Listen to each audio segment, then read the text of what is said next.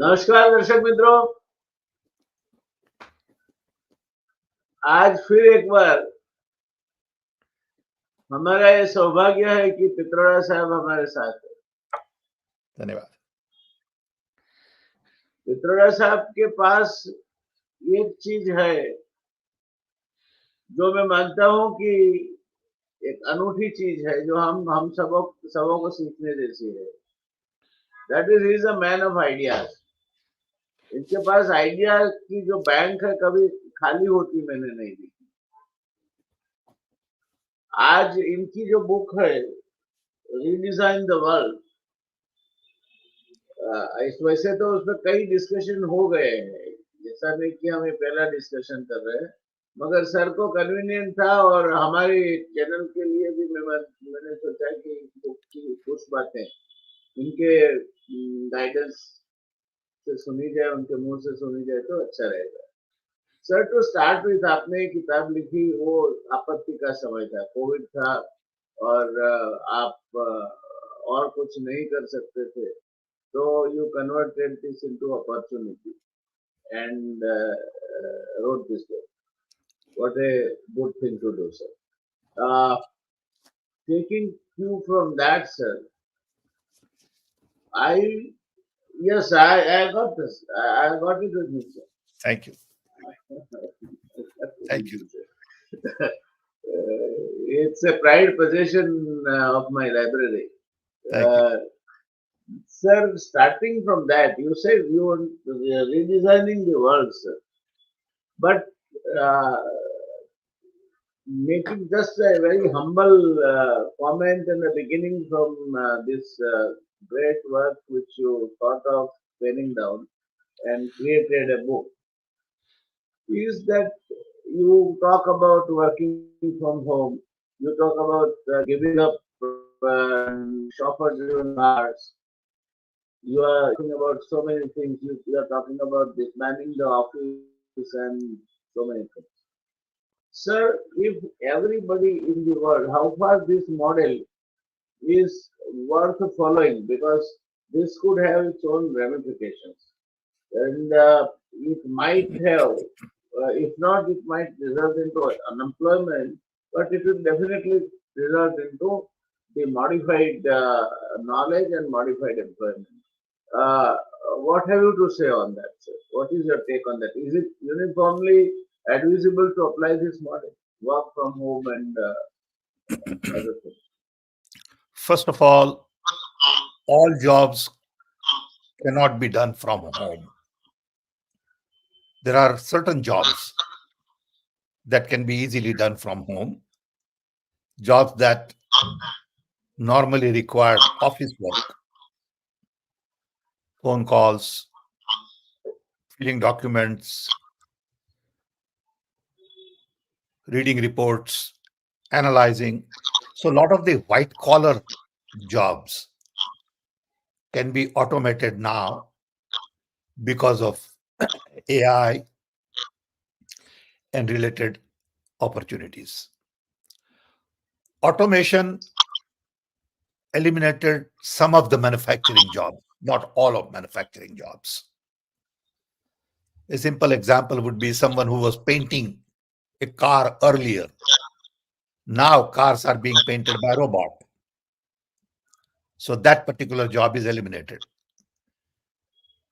But the person who did final finishing may be still required.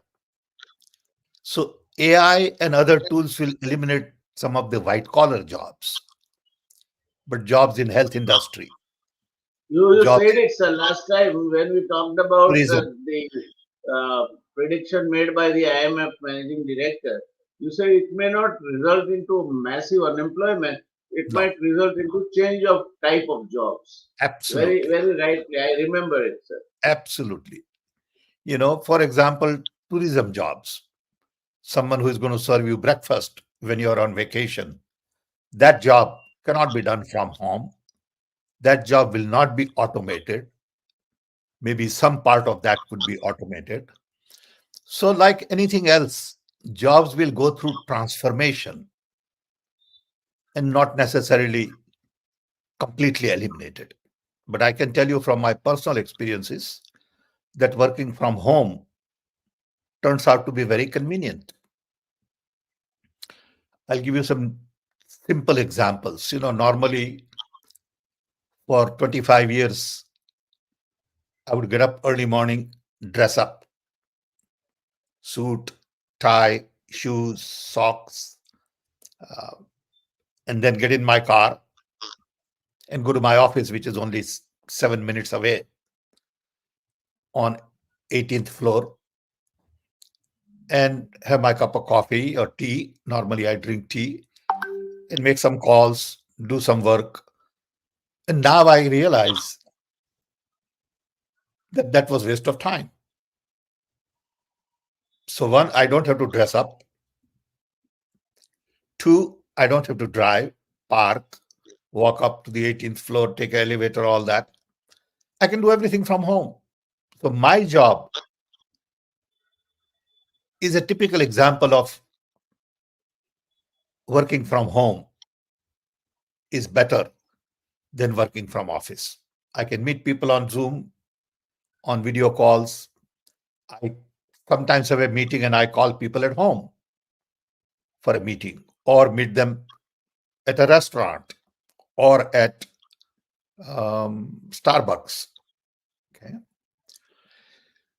And this eliminated a lot of office expense. Every month, we were paying $6,000-7,000 a month office expense just for my own office. Okay. So it has some advantages to some people, not necessarily to everybody all the time. But in general, office space requirement has decreased in America. So every city, New York, Washington, uh, San Francisco, are going through a major crisis on office space. Buildings that were 85%, 90% occupied are now 70 or 60% occupied. So there is a transformation going on. Sir, would you say that the world of tomorrow, that is the redesigned world as you're trying to label it, would be a hybrid of the present day situation and some of the changes, which the kind of changes you have made, will find their place because of the efficiency and also the cost effectiveness. So it would be a model which will be retaining something which is already there, adding or substituting quite a few of the things which are not there today. So what kind of substitution you are foreseeing, sir? And how much? How much? Yes, you very rightly give the example of the space occupancy. That's one example, sir. How much you feel that what will, for example, happen to the your owner driven chauffeur driven car? What will happen to the chauffeur who will then have to find some other kind of a job? Sure, sure. We need to understand that life is not just about jobs, productivity, efficiency, technology, business. Life has many elements. There is this business of fulfillment, business of spirituality. There is a need for belonging. um, there is social need, psychological need. So there are many, many angles to this. So let's not get driven by technology oriented world. But technology has played an important role, and technology will continue to play an important role. So the example you gave on self-driven car is a great example. When self-driven car comes and becomes a reality, maybe 5 years, maybe 10 years, there'll be lots of changes in the auto industry, transport. One, I won't have to own a car because I can order a car whenever I want, whatever kind of car I want. And car will automatically come to my door and take me wherever I want to go. That means I won't need garage. I have four-car garage. I don't need that. That space is useless now. I don't need driver's license, so I don't need to pay fees, go to get a driver's exam and all that. I don't need insurance. And ultimately, I don't need traffic lights because these cars know when to stop and when not to stop. So look at the amount of traffic lights all over the world we have. I mean, there are millions and millions of traffic lights in the world. Look at the amount of energy they take, the bulbs that need to be replaced, the maintenance of traffic lights, failure of traffic lights, somebody bump into a traffic light. Okay. So you won't need a traffic light as an example. All of these things will have huge impact on where we do things. It's a transformation. Yeah. Slow, perhaps, but for sure this is going to happen. It's a matter of time. So our world is going to be changing. In the process, people will design flying cars. People will design drone that carries two people, sort of a flying car. Uh, Possibilities are huge. And also at the same time, longevity will increase. People live to be 150, 130 years as a normal lifespan, you know, and a healthy life because there is going to be a huge innovations in health science. Okay. Quality of life will improve.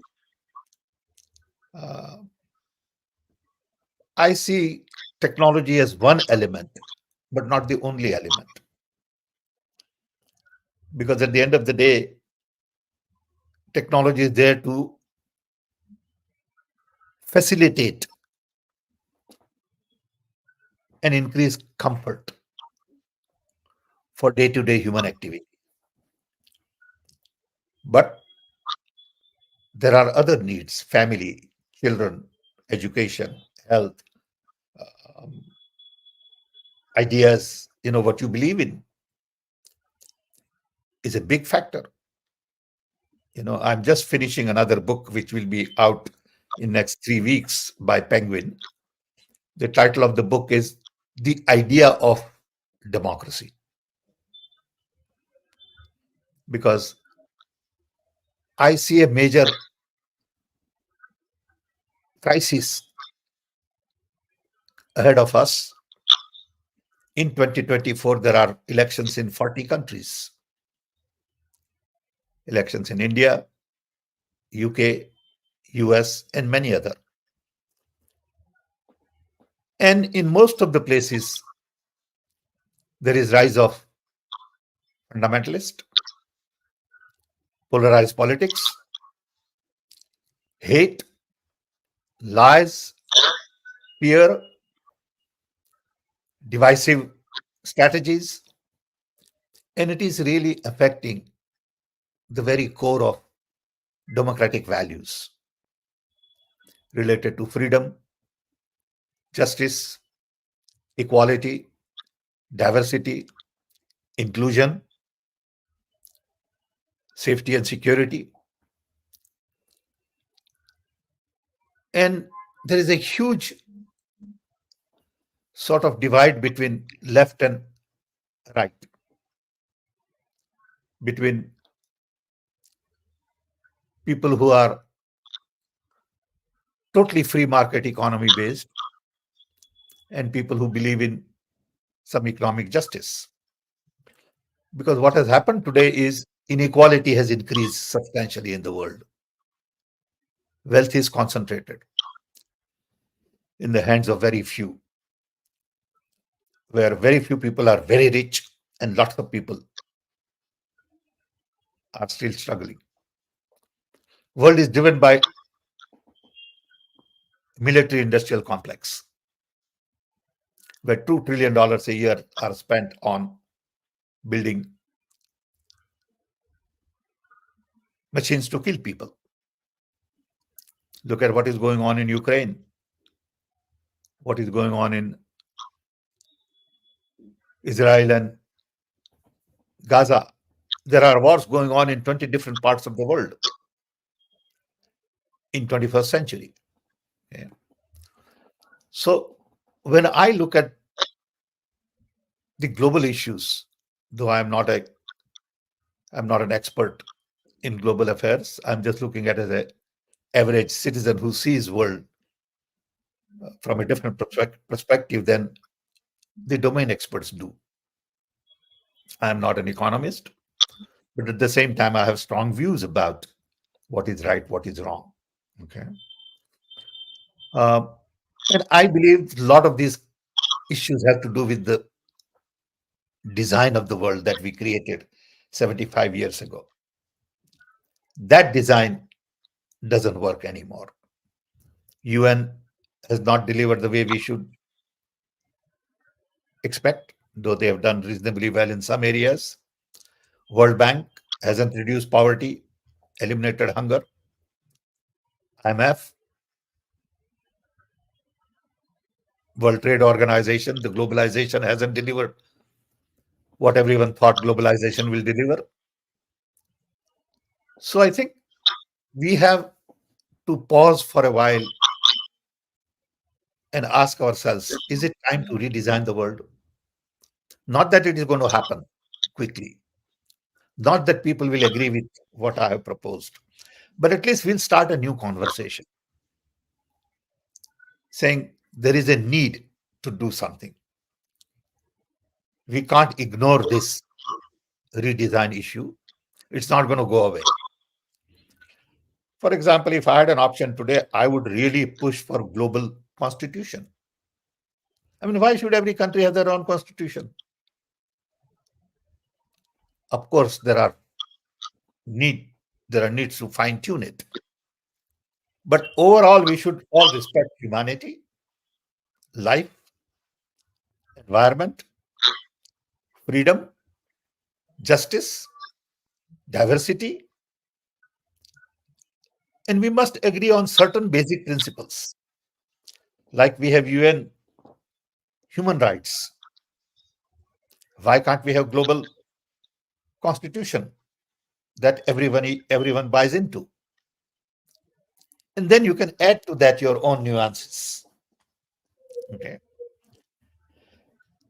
So how do you implement global constitution? But first you need one on the table. Today you don't have one on the table.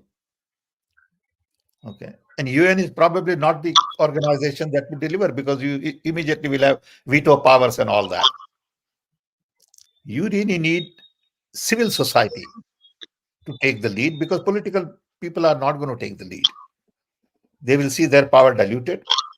But civil society is very concerned about environment, life, future, global warming, equality, justice.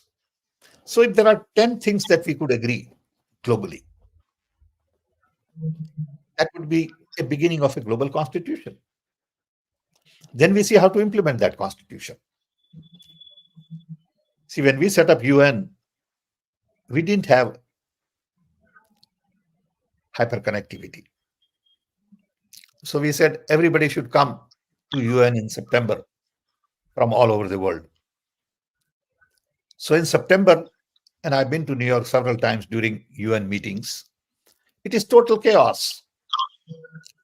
Traffic jam, no hotels available, nothing, because all heads of states are flying from all over the world on their own plane with their own staffs of hundreds of people just for half an hour speech. What a waste of money and resource and energy. It can be done on video call. Maybe not 100% effective, but 80% effective. So a lot of these governance issues can be done not just across the table, but can be done across a link like you and I are having today.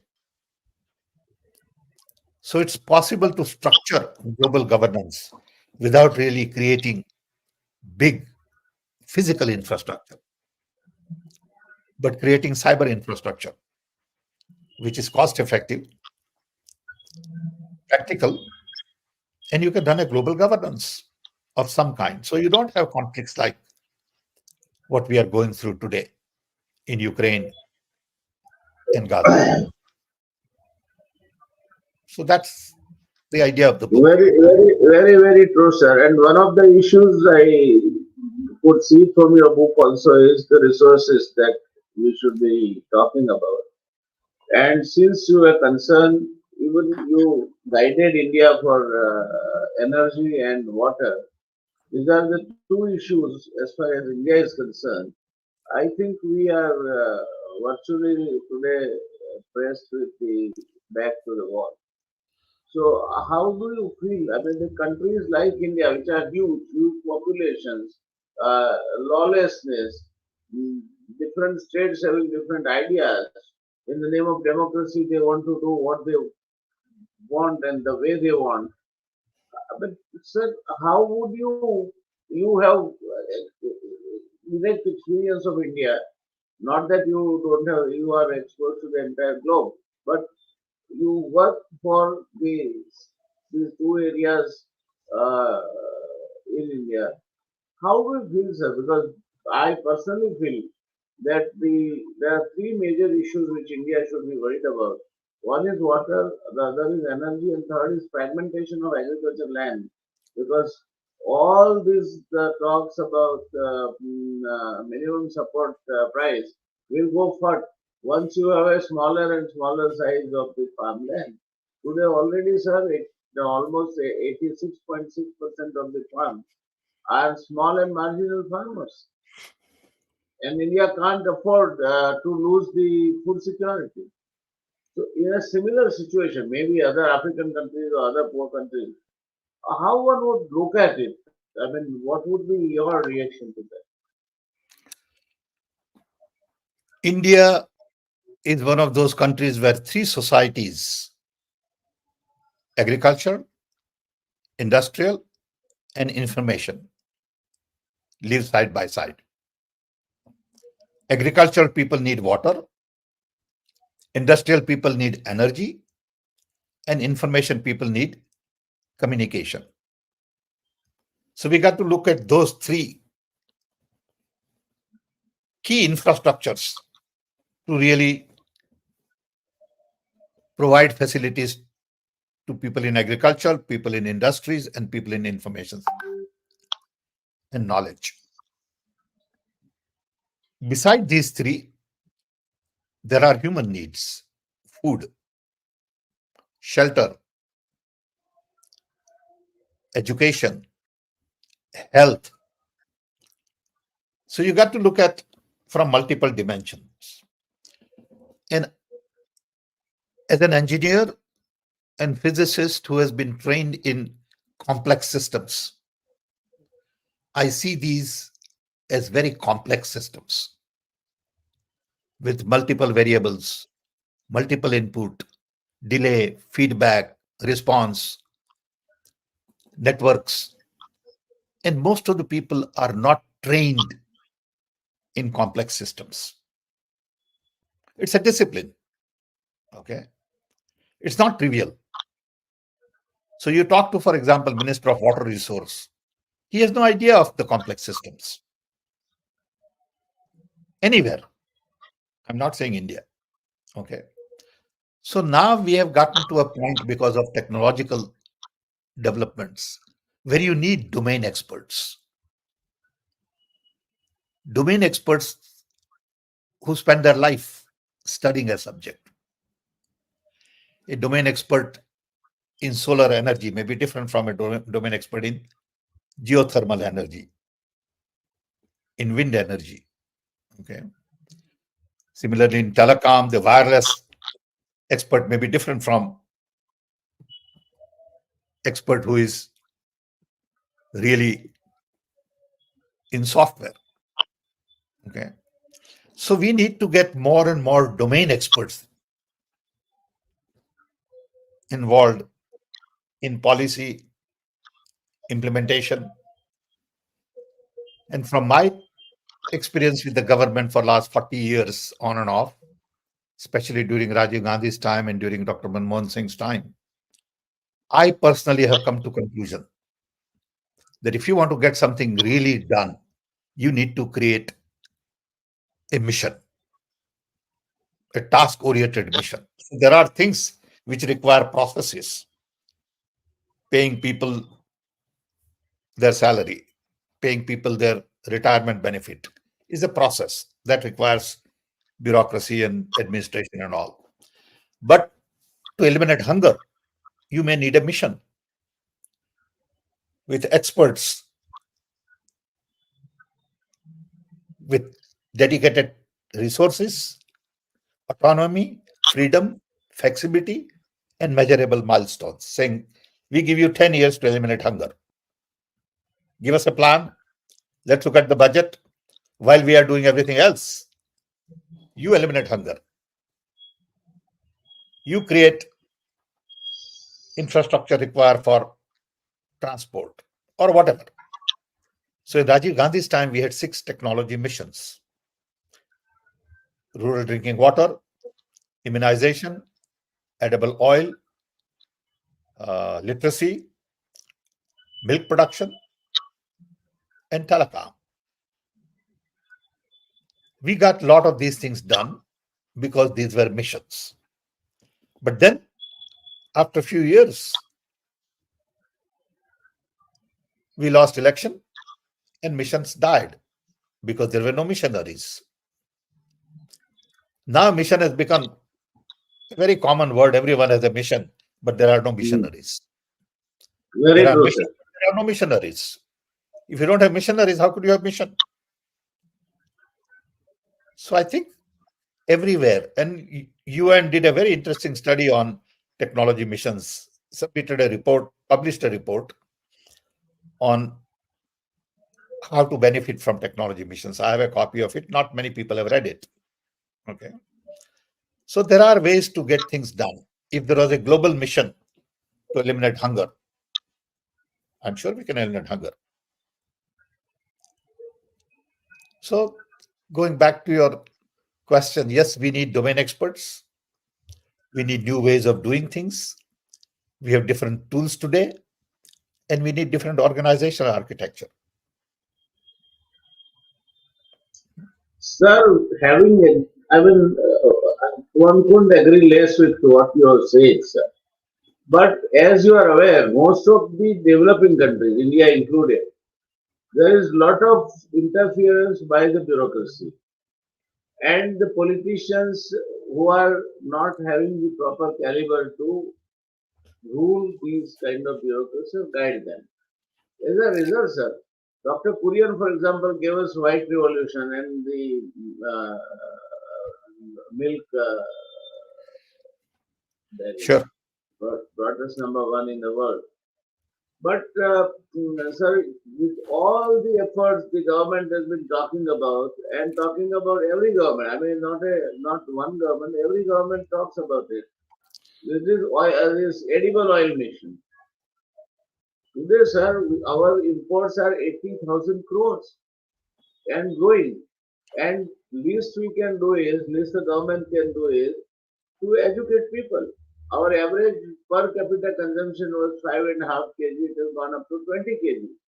Can't you tell the people, educate the people that you cut down your oil consumption to back to normal? Let us go back to the basics. No Absolutely. government is interested in this. Agree with you. Completely agree with you that it also has implications on health. You know, we have very large number of diabetes cases. It has to do with obesity, partly.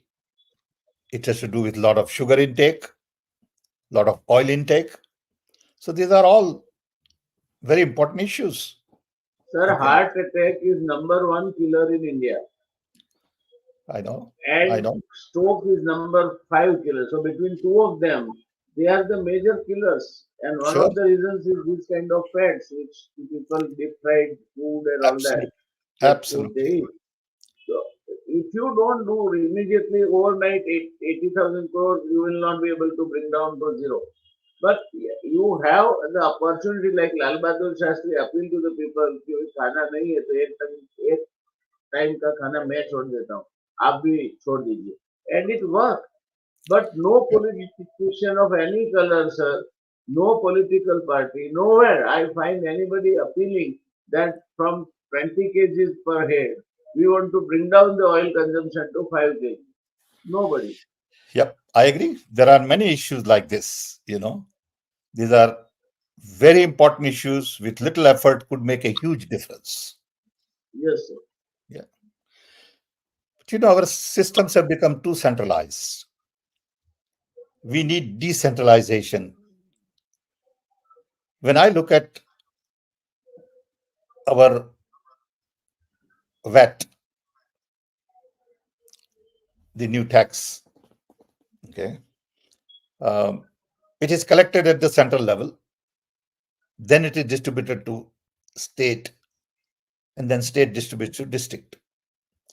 If we were to change that system upside down and say all the taxes would be collected at district level, district will pay state for the service state provides, and state will pay federal government, central government for the services they provide. It'll have a huge impact on the way we look at governance. Okay, today's governance is highly centralized, prone to a lot of big corruption, inefficiencies, misunderstanding, and poor implementation. So decentralization that Gandhiji talked about is yet to be implemented in its real form. We have really focused more on centralization as opposed to decentralization. And a lot of people talk about this. These are not issues of, rocket science. There are many, many experts who have talked about this in the past, whether economists, even politicians, civil society, they all articulate these issues, but it doesn't get the kind of attention it deserves. No. We have some very good thinking people. India has some great talent, but we haven't been able to listen to them. Sir, taking clue from your book, if you were to redesign this world, which will be the first area which you will like to attack? As I said earlier, the book is designed to begin new conversation. I don't have all the answers, but together we can find answers if we agree that it is time to redesign the world. This is just to start a dialogue. Absolutely, because these are very complex issues. Okay. Very right, sir. And it requires global dialogue, not dialogue in one country by one small group of people. Okay. Because if you don't have the global dialogue, you cannot have a global solution. Okay. Then a starting point would be really global constitution. Can group of global experts agree on some fundamental issues that we need to deal with? In the book, I end by saying that today the focus is mainly on profit and power. Can we move that focus from profits and power to planet and people? Now, that's a big issue. Okay. If we shift our focus to ask some fundamental questions every time we make a policy decision, Is it good for people or bad for people? Is it good for planet or bad for planet? And act accordingly. We never ask that question. We only want to optimize profit. Politicians want to optimize their power. So they misuse their power. They promote themselves at the expense of public money. They lie. They have this grandiose plan about themselves. And they spend a lot of time and energy promoting themselves as opposed to serving the people. And this is considered normal. Okay. So going back to your question, I would first begin a global conversation. Two, I would start talking about global constitution and agree on a need to redesign a world. Then things will happen. All you need is 5, 6 countries to come together. Right? But it's a tall order. Very true, sir. And in my this Sir, new book, go ahead. sorry for interrupting. No, I was Uh, saying that in my new book on democracy, yes. I talk about redesigning democracy also, because democracy has been hijacked. Okay, where people who get 40% of the vote get to decide for 100% of the people. It's not fair. Yeah. There's too much of party politics. Head of a nation focuses more on his party than on a nation. He's Head the of the nation, sir, today, head of the nation is full-time campaigner and part-time prime minister. exactly. What do you do? You know, and these people are sort of becoming role models and heroes. So sad. Okay, that they have no capabilities. They can't even write one simple paragraph on their own. Okay, they constantly criticize everybody else. Okay. Head of a nation cannot be criticizing anybody. That's his whole family. Everybody is, you know, his constituency is everybody. But anyway, this is a totally separate conversation. Now we will have some. Anyway, you are providing the opportunity once your book is released, so we It's will the have same the thing in many opportunity to countries, say. not just India. It's same thing in US. It's same thing, in But Turkey. It's sir, same thing. I have one doubt. I mean, maybe you will be the best person to answer that. Right from Paris Convention to Millennium Development Goals to Dubai uh, decision regarding eliminating the hydrocarbons, several things have been decided globally and by a global community, but they are not somehow implemented. Yes, very true. Very true.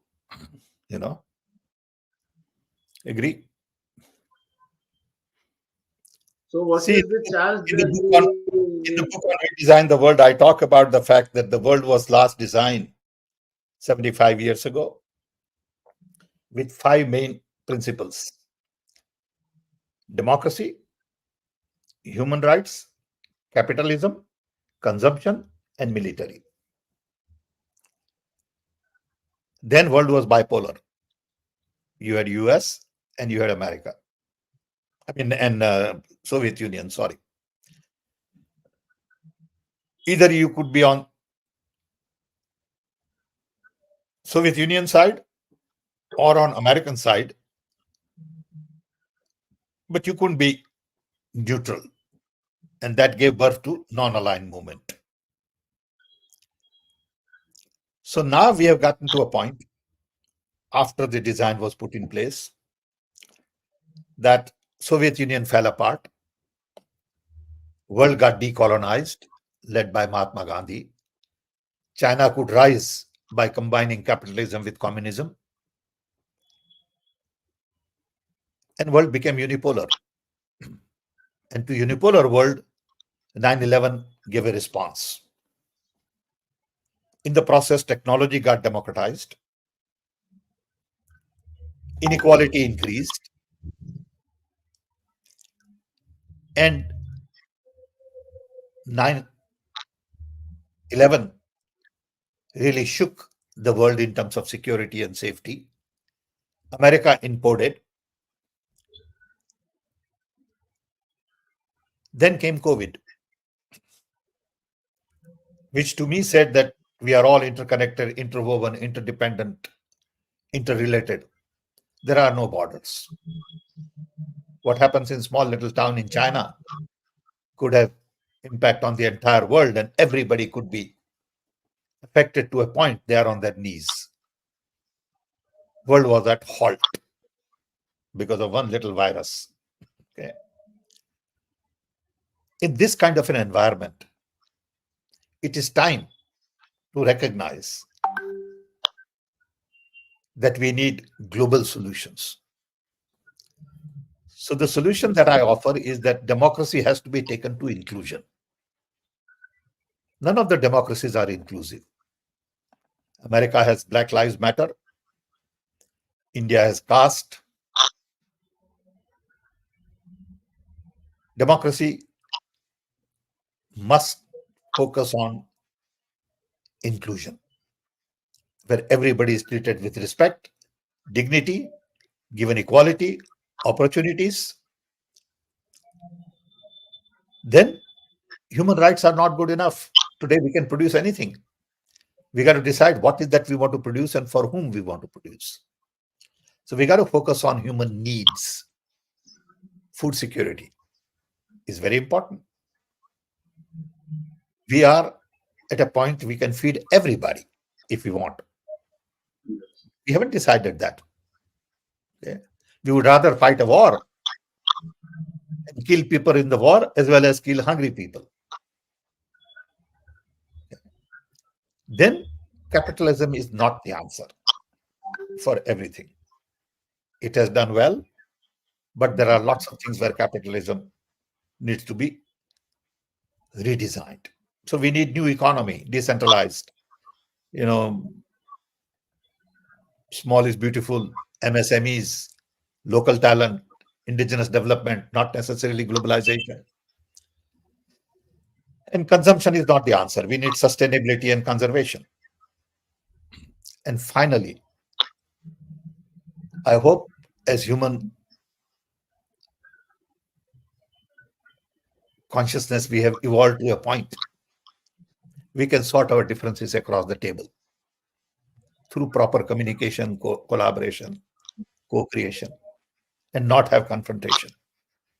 So we need to design a non-violent world. If we do these five things, change from the old values to new values, I think we'll redesign the world. Ultimately, of those five, three things really matter: sustainability, inclusion, and non-violence. How do we do that? How do we convince leaders to focus on these three?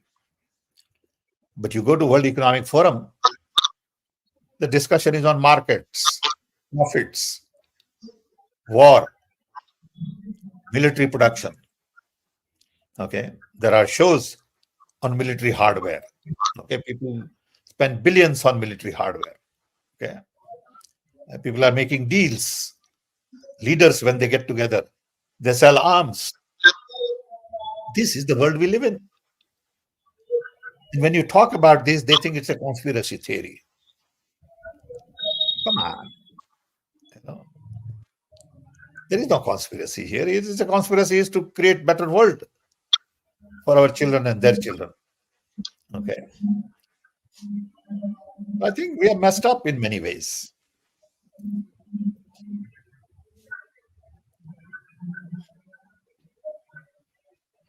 So one thing which I would like uh, a response from you.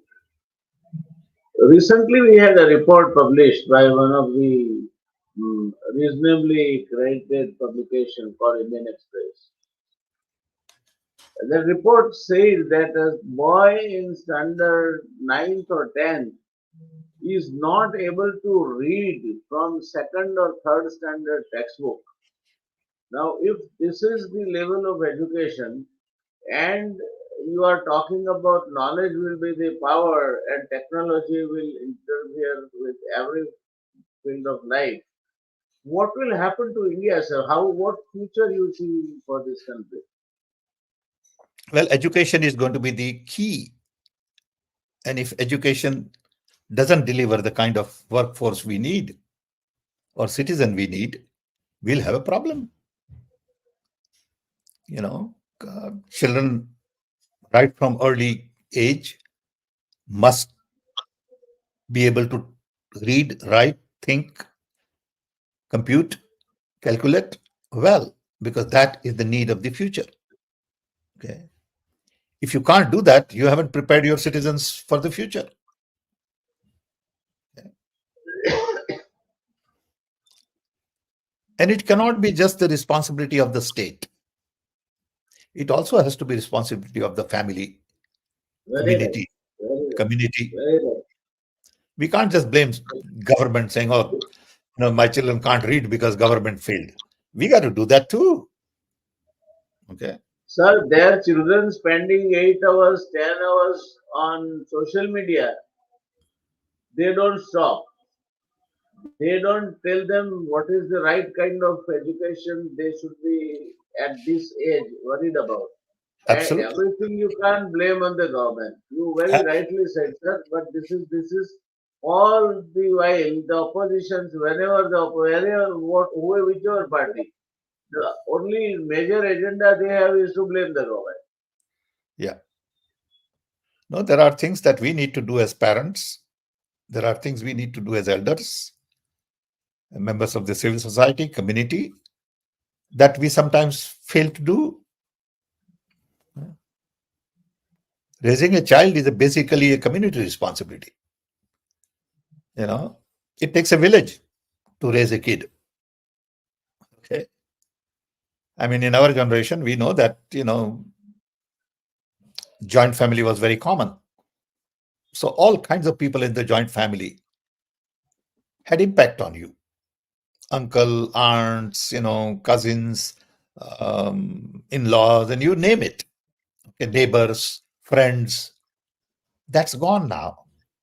Okay. You're living in a very small little circle of your own 4 or 5 people, and you don't have ability to interact with a larger group of people. Yeah.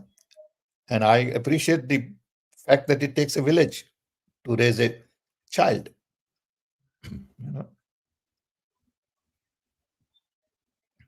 Sir, looking to the time constraint, last question.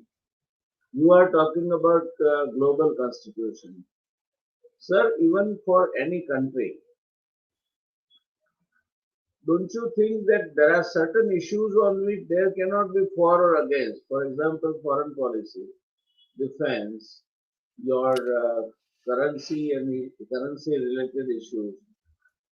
Why does it not happen, sir? Well, it requires good communication. It requires a leader who is willing to listen. It requires a teamwork, a team player, a team builder. Okay? Any leader that begins to criticize opposition is not a good leader. Okay? He gets into petty stuff. Okay, and that is not going to solve the national problems. Okay, you need a leader who is Very willing to true. listen. You need a leader who is willing to collaborate, cooperate. Okay, and when as a leader you start criticizing opposition from day one viciously, there's no way you can build team. Okay, you're finished. You are losing your own credibility also, and the country Absolutely, also losing.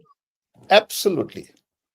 You know So, what kind of head of state that is who is constantly criticizing his opponent?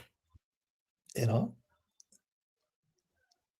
on but the that's contrary, In fact, if somebody should be more restrained and restricted in using words and be disciplined, it should be the head of the state, because it is his Absolutely. Not only behavior that, which but actually. you turn your systems on people, you take revenge, you know, you abuse your power. But that's the way it is. Those people are respected today. They are considered great heroes. What do I do? People have lost it. People have lost values. Okay. Sometimes you wonder whether you are abnormal and everybody else is normal. Because this is considered normal today. Okay. What you value is not valued. You know. So, last question. For a country which is number one populated country in the world, the kind of chaos that are prevailing with the general elections approaching, what future you would predict for Indian democracy? I am not happy with the progress we have made on democracy in the last decade. And I've said it. From my perspective, we've become too authoritarian. We've become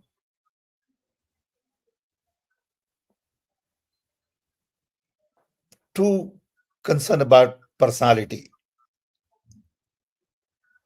and a cult as opposed to a democratic country where everybody is respected, everybody is treated with equality, dignity, given fair opportunity.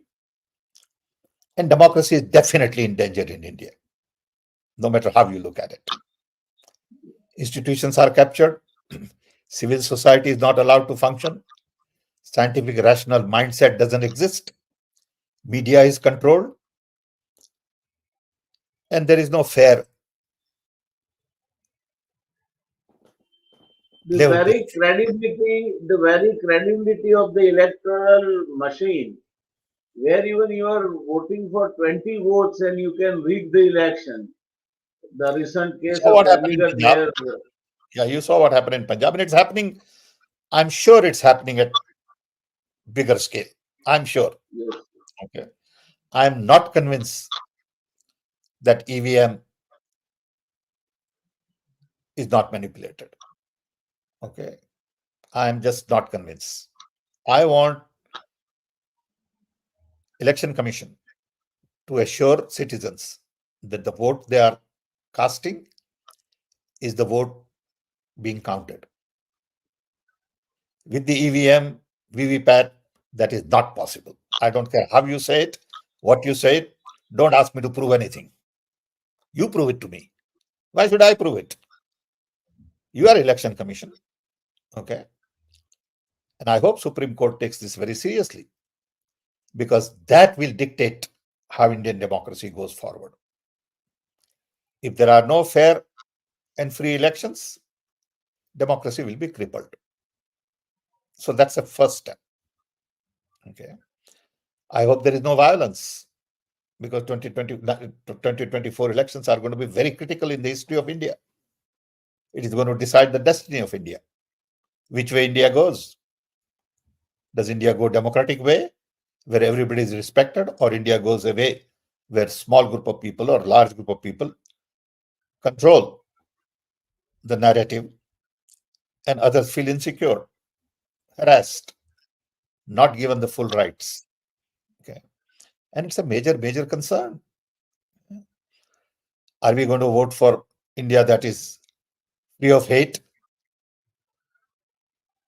free of violence, free of lies, free of misinformation? India where you can have a fair conversation without being attacked by trolls and goons who are paid to attack people? These are larger issues. And in the process, if you cripple your democracy, you're going to cripple your economy, because there is a direct everything goes relationship. with it. Yeah, True. there is a direct relationship between the way you govern and the way you develop. So you will have challenges related to employment, inflation, growth, education, health, and safety and security. These are real serious issues. True, sir. So 2024 election is going to be very important. It is not, and I keep saying that, it is not an election about BJP versus Congress, Modi versus who, Rahul versus who. It is not an election about individuals. It is an election more about the destiny of a nation. It is the idea of India that Yes. you want to subscribe to.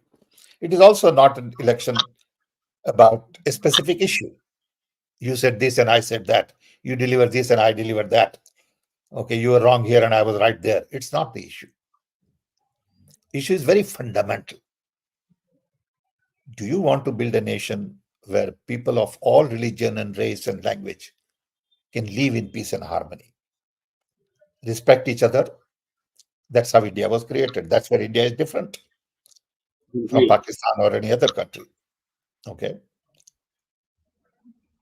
Do you want to let go of Very that true, India? sir. Do you want to let Very go of that India? If you want to, you got a problem. Okay. And that India is being slipped away today. So don't vote for a party. Don't vote for an individual. Vote for those who will protect Indian India. Constitution. Vote for those who will keep democracy alive. Vote for those who will respect everybody, all religions, all languages. Vote for integrity of India. Vote for united India.